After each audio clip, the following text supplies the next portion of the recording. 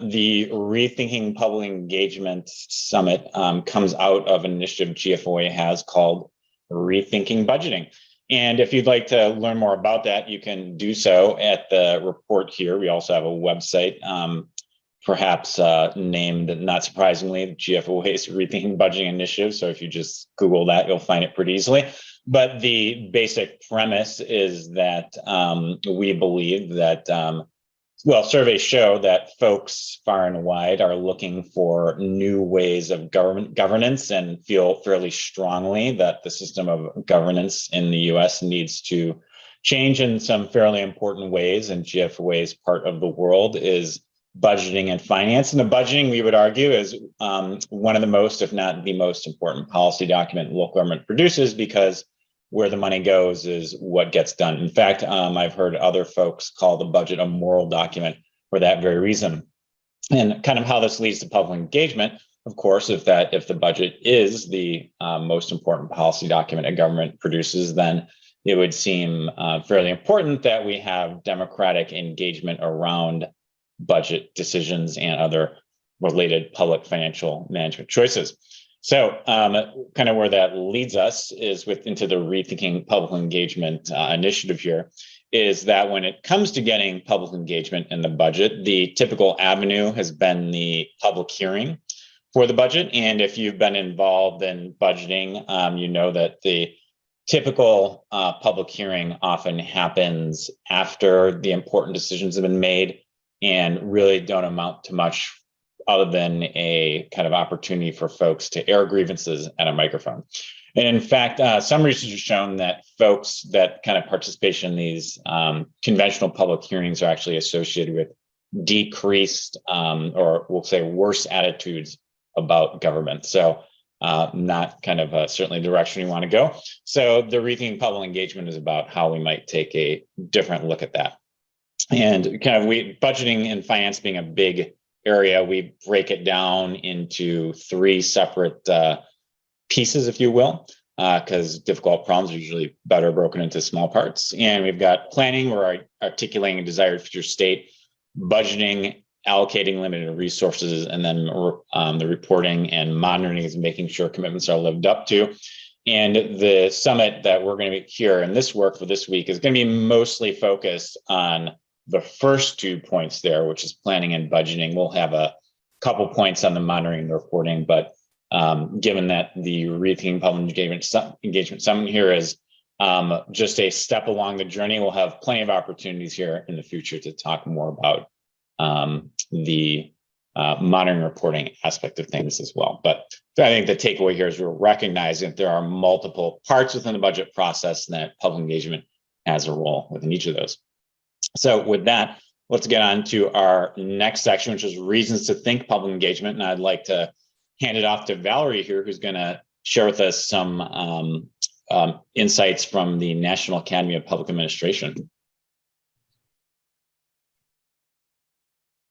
Jane, I appreciate the opportunity to talk about the grand challenges that NAPA has. And on the screen, you can see just how grand the thinking is of those of us who are members of the Academy that think about how we can make government relevant, how it can be what we envision it to be when we were students in school. And that is a government that is advancing democratic innovation in ways that are just, that are fair and inclusive. And today we tend to use other language like DEIA, and with the A being access. But the goal is to reduce polarization by building public trust. And polls show that local governments have a higher level of trust than state and national government, but it's at the local level that the trust and the lack of trust are seen and realized and felt. People who are frustrated with government protest locally, and it is local governments that have to respond to that. People who don't show up often don't show up because they have not been included historically and don't believe that what they have to say will matter, that their voice will be heard. And so what NAPA and what we encourage you to do is to think about ways that you can create spaces, both for people to learn how to engage more directly with one another and with the institution. A little practice session. You're going to do a budget, have an informational session to talk about what it includes and how you will hear what people have to say about the budget. Shane referenced a couple of different ways that you think about budget, from monitoring, reporting, but share that with the public. They often don't know what it's like. You've got regulars who show up and who are there and who know the budget. They participate and engage routinely. But many of the voices that you ought to hear are the people that are not at the table. And so finding ways to engage them, because building trust at the local level reduces polarization. And more importantly, it provides a sense of shared responsibility and shared ownership.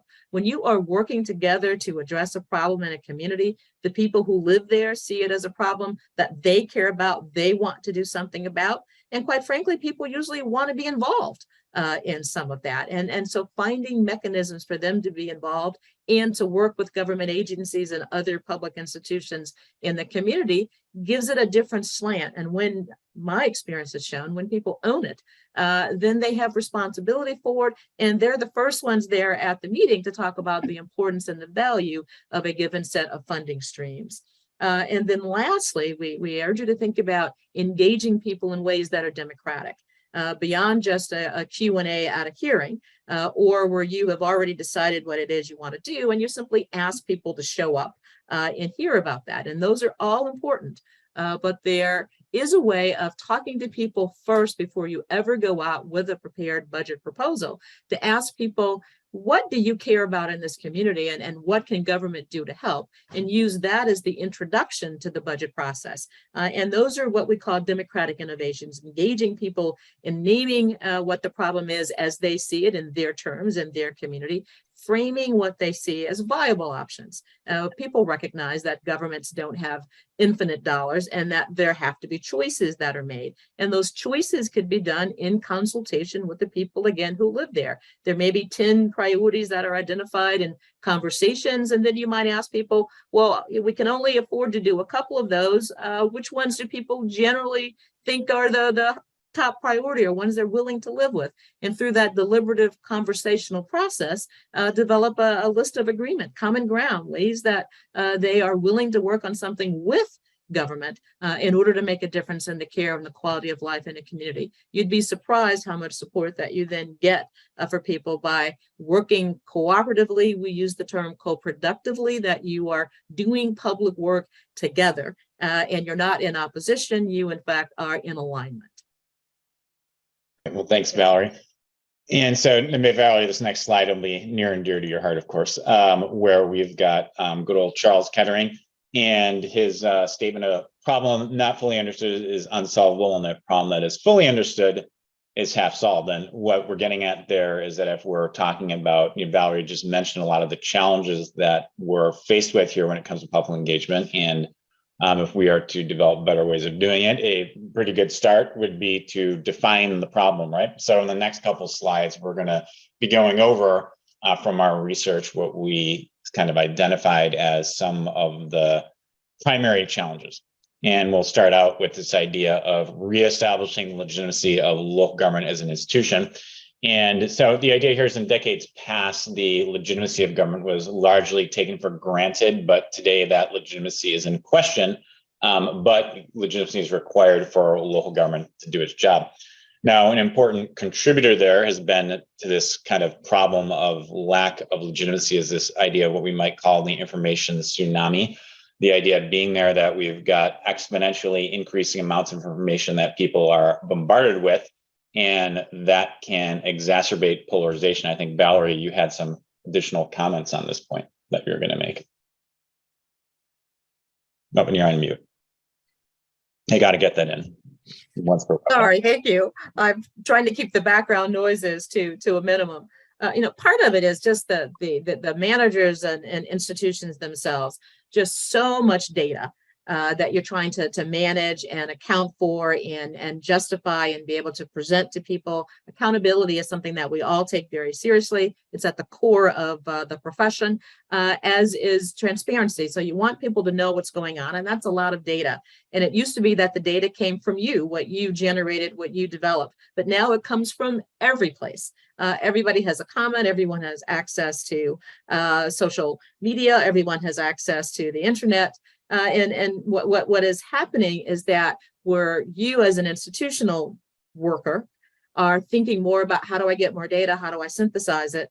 People that live in a place are thinking more about how do I build a relationship? You know, the way they work is relational, and they're trying to find an opportunity to build a relationship with you. And when they build that relationship, that's when you start to see trust. And so finding data points that are relevant to pieces of information that folks care about in a community. They don't need, all of it. They just need to know what is relevant to a particular issue. And if the issue is having recreational facilities that are conveniently located for young people, then data around who's going, who's not going, the age range, the kinds of programming they like, sort of general information that people can come to grips with. And lastly, what I've come to appreciate is that how you name it, the words you use, becomes really important. And often as professionals, you're used to executive terms that everyday people don't use. And so they don't know what you're talking about. So using language that people understand, talking about it in ways that they experience it in their community, and aligning it and framing it in the context of the choices that people have about where the priorities are and how they can find a way to do as much as they believe to be important by working with you. And I always love the work in places like Hampton, Virginia, where for recreation, to use that again as an example, they've got a lot of the work that happens in some of their community centers done with community volunteers. And that is the public contribution. That is the asset in that community that is recognized to be valuable and important, and where people want to be engaged with and part of what happens. And so for over 20 years now, they've had this great partnership in their recreational program with public resources and city volunteers. Again, another example of democratic innovation. All right, well, thanks, Valerie. And Martine, I think I'm going to welcome you here to the conversation to talk a little about this next point. Yeah, I mean, first playing off a little bit what Valerie said in that graph, which I learned a new word, is that vetabytes. I don't know if I've seen it before. It's clear that our ability to gather data, our ability to share data has just kind of completely blown up in the last couple of decades. Our ability to make sense of that data, our ability to turn, and we'll have a session on this, right? Turn that data into knowledge, into better decisions is significantly lacking. So that's where we really have to build capacity in our community. And with this third point, one of the problems when there's so much information out there, it's really easy for people to kind of, cherry pick and nut pick and pick the worst. And if they have a simple narrative in their head, particularly if that narrative is an anti-government or at least an anti who's in charge right now, it's very easy for them to preach to their own choir and frame things in very simple ways. A lot of my work, and you'll hear this throughout my comments, both here and in a couple of the sessions I'm on, I do a lot of work in social psychology and brain science and how we're wired. Unfortunately, we're wired for simple stories, right? We like to see things through a kind of good versus evil lens, a hero, a victim, and a villain lens, and we're drawn to the simplest narratives in a way that give our brains what they want. So a lot of our work in local municipalities have to be, how do we build capacity? How do we understand how our brains work? How do we understand how process works? And how do we start kind of tapping into democratic innovations, new ways of doing things that help us avoid triggering the worst of human nature and actually tap into the best, right? So we avoid this, easy situation for bad faith actors or for, people that see things through a particularly narrow lens to dominate the conversation. And I think as we start thinking now as our communities, as like local information ecosystems, and we think broadly about the different players, certainly the role of city government, but the role of local newspapers, the role of civic organizations, to all kind of work together to kind of build the ecosystem that we need to help us come together and address our shared problems more effectively.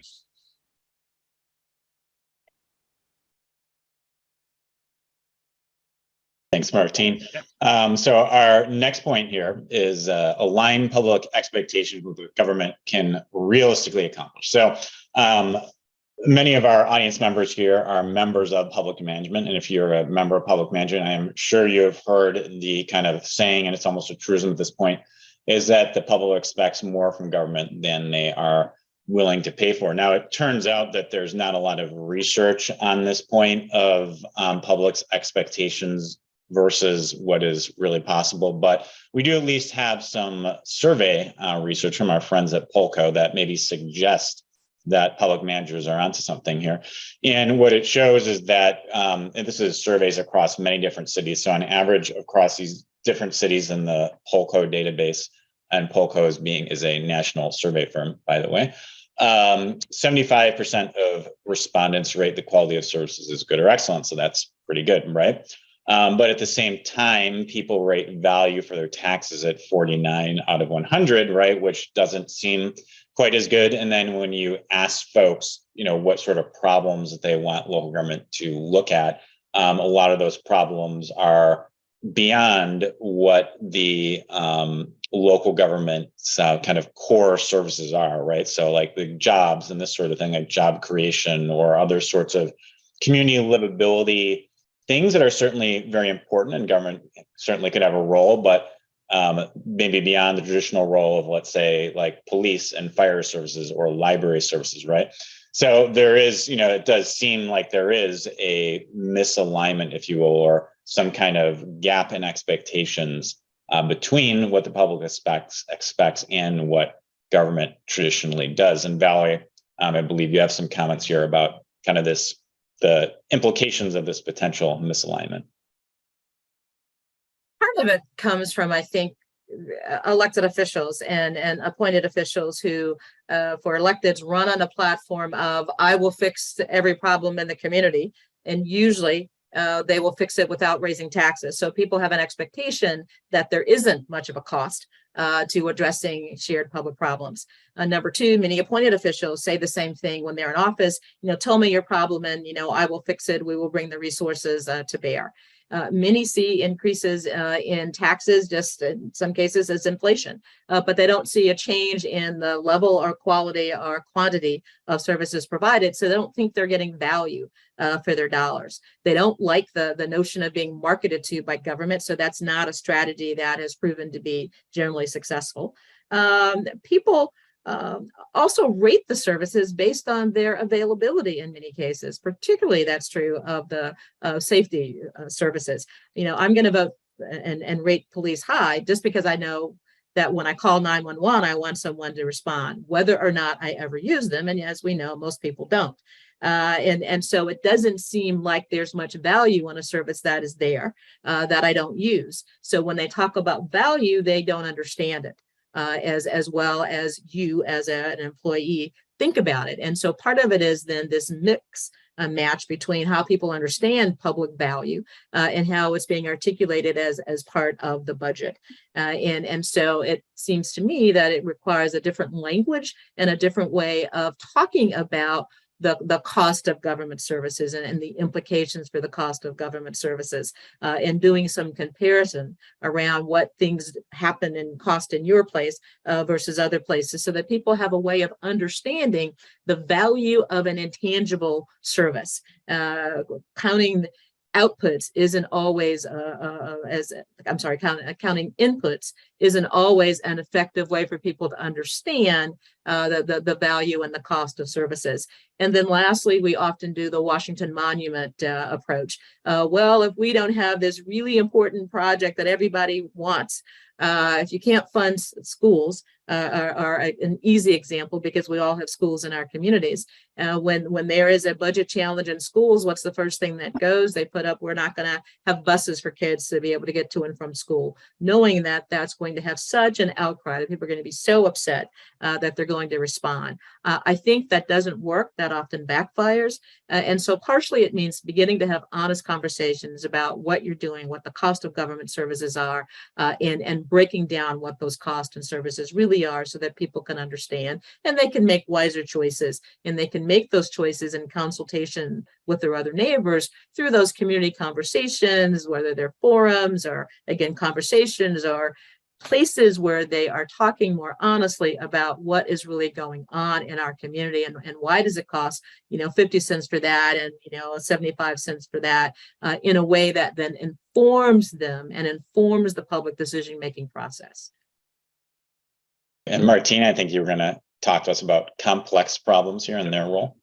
Yeah, I mean, this plays off what I was saying earlier, right? That our brains want the simple, but in reality, most of the issues that we're dealing with are much more complex. And so we're, people are always falling kind of for these simple narratives. And I think Valerie got it just right. I actually have my students. I also teach in our MPPA program here at Colorado State, and I have them read one of Valerie's essays, reflecting kind of our time as city manager, that talks about this negative cycle that you make these huge promises during elections, right? And those promises sometimes are about magic bullets, like, elect me and I'll fix it all, or devil figures, right? The problems are just caused by them, and get rid of them and they'll go away. And then we never live up to that because the problems are always much more complex.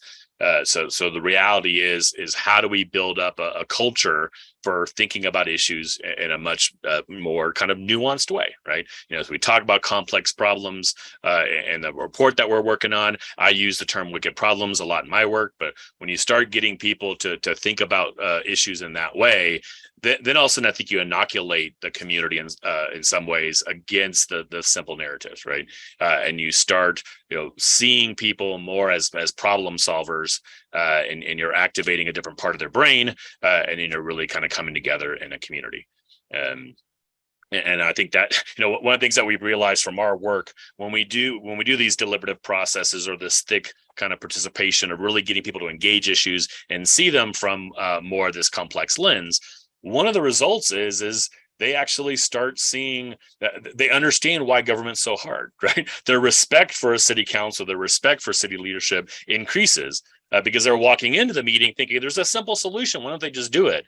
And then once they realize the complexity, they're like, oh, now I see, right? And in some cases, they might say, hey, we'll let them do their job then, right? So then we're doing what we're asking here is aligning those expectations. Government's not going to be able to solve all those problems, but certainly a high functioning government can help us manage these problems better and kind of improve them. And you're just needing to kind of shift that mindset from the easy solution to the harder kind of long-term process of working through these issues. All right. Well, thanks, Martine. All right, we'll move on to our next point here, which is getting feedback from a fractured public. And what we're getting at here is that in the heyday of our traditional budget, which had been maybe the 1960s, society tended to be more conformist than it is today.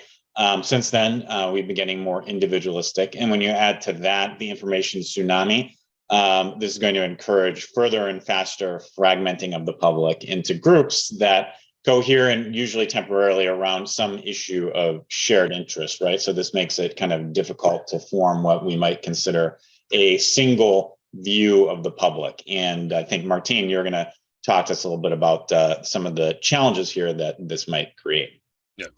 Yeah, I think probably the hardest part of the work that we do is getting the right people in the room. How do we kind of honor that democratic value of truly being representative? Certain people have a lot more time. Certain people inherently feel more comfortable in these situations, whether we're talking about language issues or those type of things. So a lot of the work that we need to do is you can't just kind of assume, the public hearing, who might show up, or those type of things, or citizen comment during city council, or those type of things. It's just way too limited of an audience. So we're learning more and more in this work. There's a whole field of thinking about how do we get creative? How do we reach out to those audiences? How do we find, we'll hear a lot about technology throughout this week of, that kind of has its own problems in some ways of others, but I think really kind of makes it easier for people to engage. How do you really do the networking that you need to do of partnering? We have another session talking about building kind of democratic institutions. How do you connect with civic organizations, with community organizations that are going to be able to provide that audience and really take seriously the need for democracy to really function? It has to really kind of engage all the people in some important ways. So. All right, great, Martine. And Valerie, I think you were going to jump in here to talk to us about how this relates to the purpose of public engagement. Absolutely. Often when we engage broadly with the community around interest, what we are really doing is asking for information from them. We are telling them this is what we think ought to happen, and a lot of it stems from the way the budget is developed. Oftentimes, you do an annual review of the budget based on the available dollars. And in my experience, we used to call it a mark. And so the mark is 10% that, departments are given the room to expand their budget by 10%. And when you take into consideration what that includes, like cost of living increases and increases in the cost of doing the business of government, there's not a lot of room left. And so we tend to budget based on available resources rather than a revisiting on a regular basis of the programs and services that are provided. And so part of what we're talking about with respect to being innovative is going back routinely and looking at programs to see that the value is consistent with what people want. And you move beyond just providing people information about what you're going to do. Well, we're going to increase the budget 10%. And so what you're really talking about is the same kind of service, rather than saying, let's look at a particular service. Does it have value in the way it has been designed, in the way the service has been delivered? Are there ways we can revisit impact and value in a community conversation? Is there a way we can find other partners in the community to reduce the cost and again maximize the input and the benefit?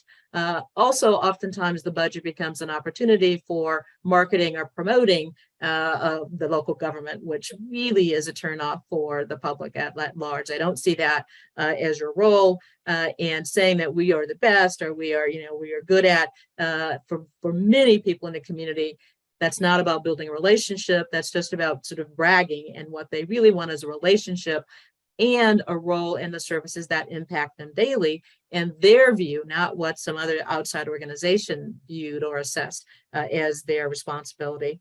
And kind of lastly, they care about what happens in their community. They care about being a partner, and taking advantage of them as a partner becomes the automatic marketing tool for you, because the people who live in a place are the ones who are talking about it. And then lastly, one of the key pieces of pulling together a budget and engaging with the public, in my opinion, is your employees being in a position to know and understand what it is that you're doing, why you're doing it, why you're proposing the changes that you are.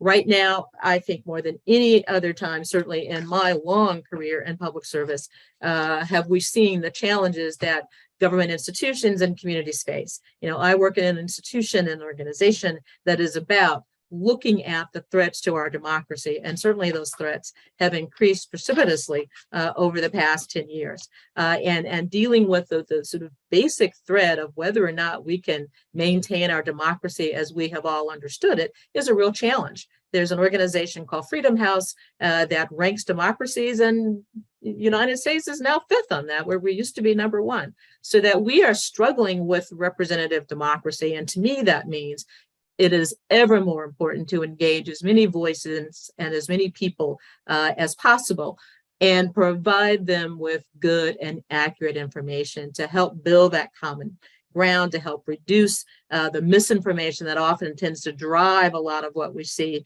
in the community. And then lastly, to hold ourselves accountable for actually being an institution that is about diversity, equity, and inclusion of voices, so that people see themselves implicated in the decisions and the work that government does. All right, thanks, Valerie. All right, let's move on to our next item here. And I believe the last one of our 4 areas. And so this is to provide an alternative to the politics of cynicism. And what we're getting at here is that a public that's fractured into what amounts to impermanent shifting interest groups is not going to be able to provide sustained, coherent solutions to the issues that people are concerned about, especially when, as Martine talked about earlier, some of these issues are complex. And when they're complex, that means there are not perfect or even permanent solutions available.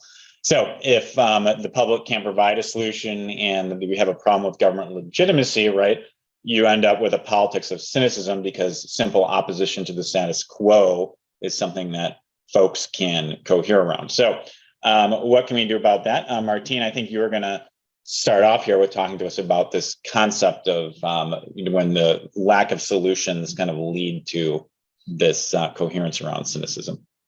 Yeah.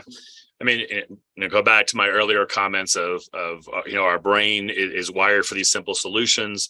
We unfortunately we're much more wired for kind of polarization and cynicism and outrage than we are for deliberation or collaboration.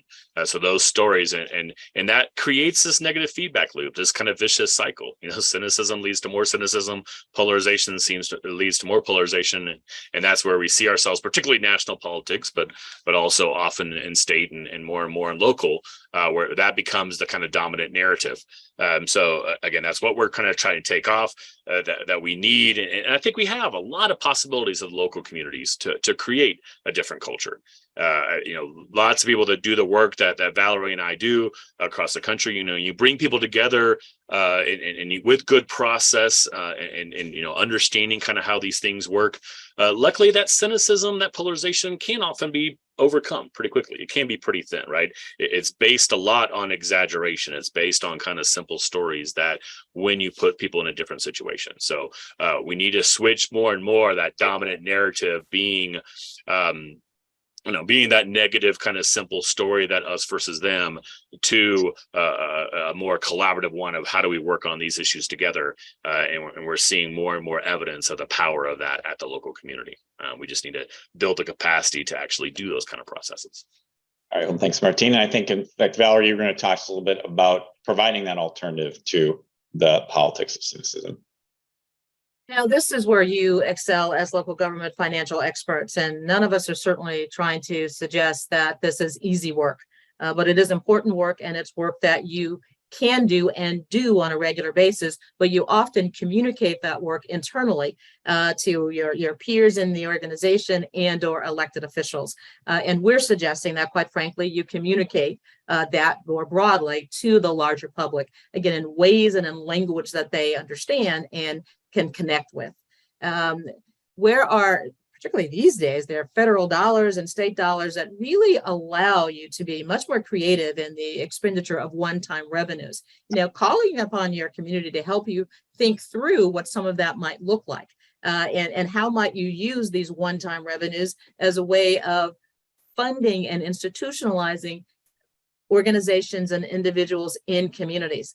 How can you leverage it with the philanthropic community? One of the things I've noticed about most local government is that they don't really engage and leverage public dollars with the community foundation resources within their community. And I think they're missing a real opportunity to maximize return, to engage a broader public, to have more ownership in the work being done, and to think about the work in community as a bit like civic scholars. How can you help fund the work of community leaders? How can you help engage a public that is often fractured, is often struggling to find the best solution, by having people who are known as community leaders, who are grassroots people, be informed, be knowledgeable, have good information about what is going on so that they in turn can share it with others. And maybe a way to do that is through a program that was done in Cincinnati in the philanthropic community, and that was to create people who were the movers and shakers and the organizers and the conveners of community conversations in ways that led to finding common ground and finding common solutions. And so thinking about ways to be creative and instead of being a cynic about what goes on, and to use the cynicism as a way to bring people to the table. So you care about this community, you don't think we're doing a good job. What are your ideas? How can you be involved with us in finding better solutions to the problems that we all face in our communities?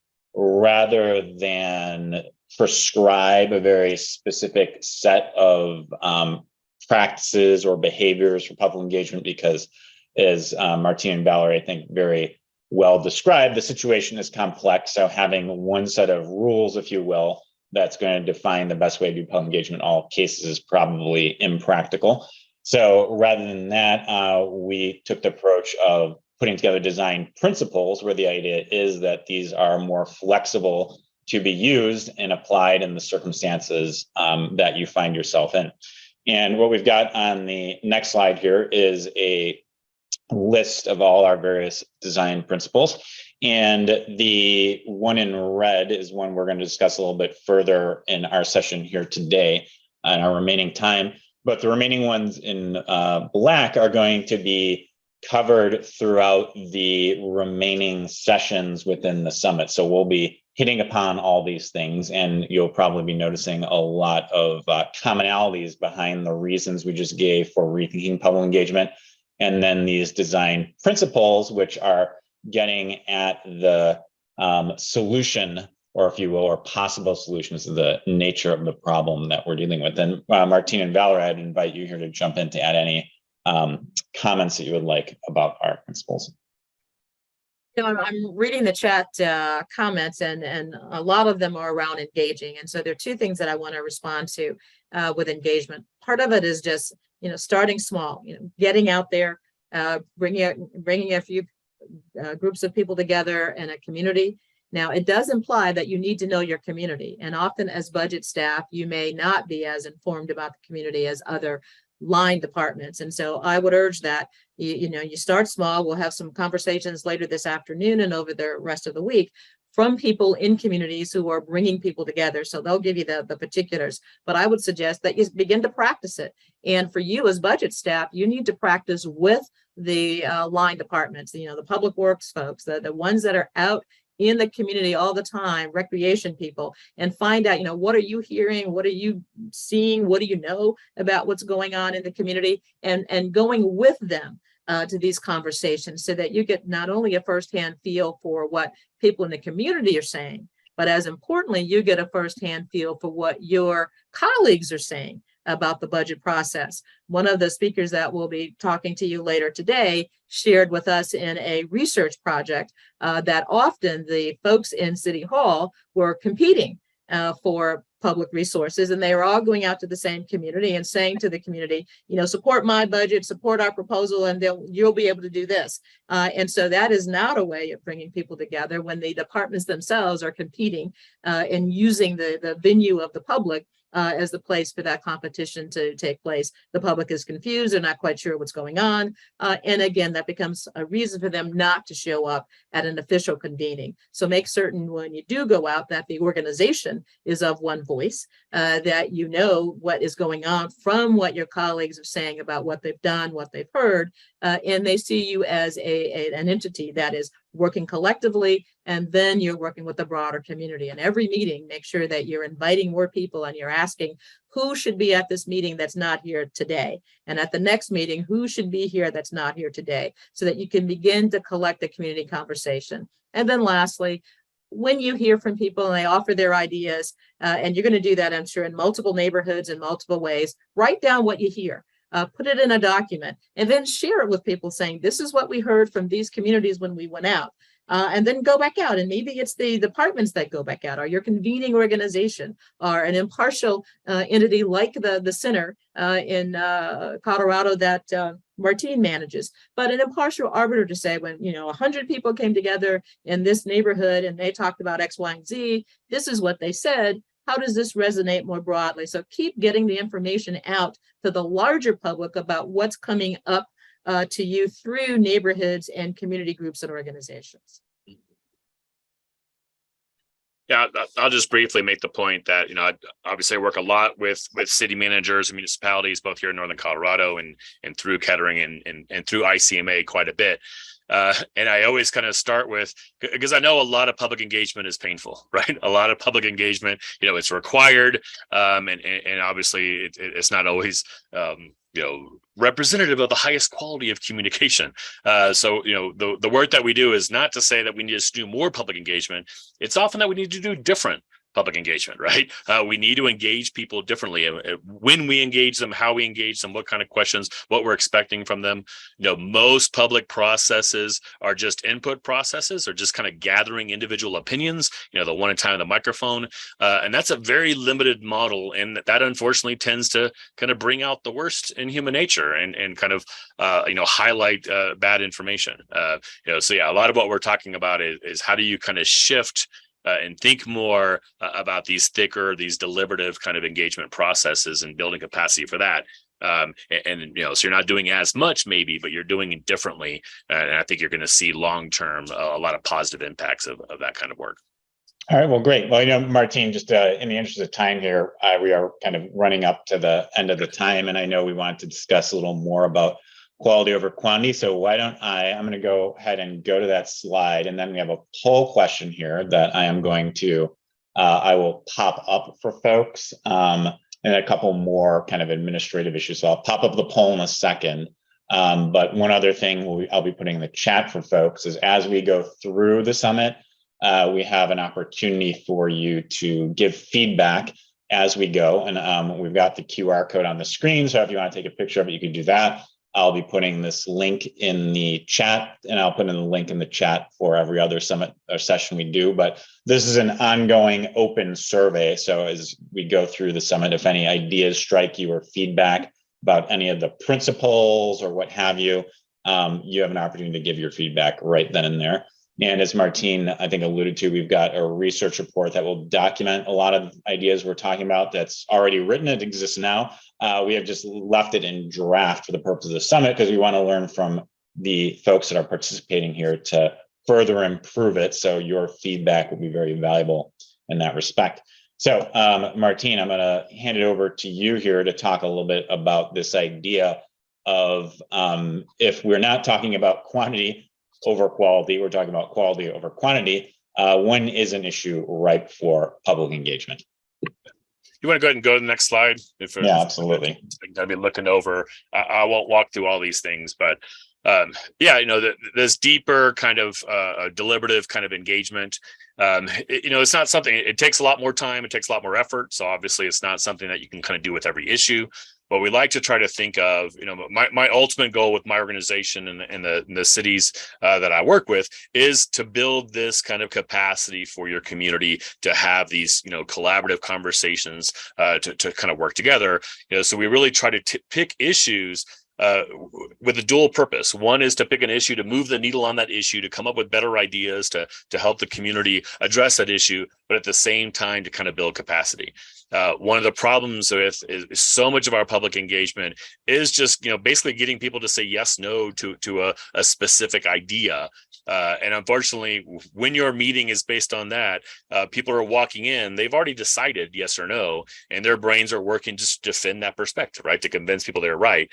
So we're not tapping into human creativity. We're not tapping into the possibilities of co-creation and co-production and those type of things. So for a lot of our processes, and I'll post a couple of links to some of my writings that get a little bit more into the nitty gritty if people are interested. But we want to kind of, frame things more broadly, frame it as a problem that we need to take on. We want to be open-ended about the solutions, and that, switches people from the primary adversarial mode, which really limits their thinking, to this broader collaborative mode of working on a problem kind of together. So these are kind of tough aspects of it, but there are always issues in your community. And if you figure out the right topic to engage people, again, I think you have that double whammy of moving the needle on that issue in very productive ways at the same time of building capacity, building habits. And then that's one thing that we've learned, that while we have the vicious cycle of a lot of this kind of polarized kind of discussion, there's a virtuous cycle of this deeper deliberative discussion. The more you do it, the easier it's to do. The more you do it, people realize the value of it, and you start, really seeing those long-term positive impacts of that.